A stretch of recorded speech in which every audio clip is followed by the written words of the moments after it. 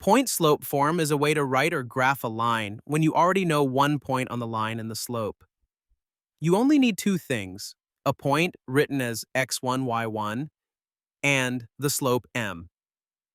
The formula is y minus y1 equals m times x minus x1. This formula works because the point you're given is a real point on the line, and the slope tells you how the line moves. This example will show the process clearly from start to finish.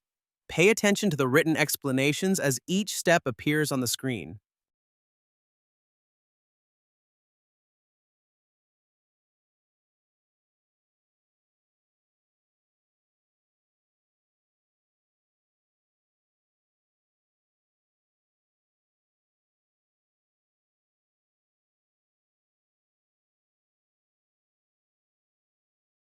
Pause here and attempt these examples.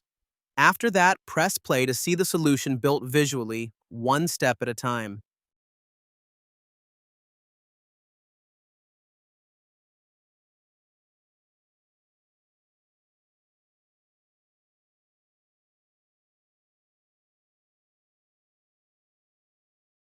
Point slope form lets you graph a line from any point as long as you know the slope. No,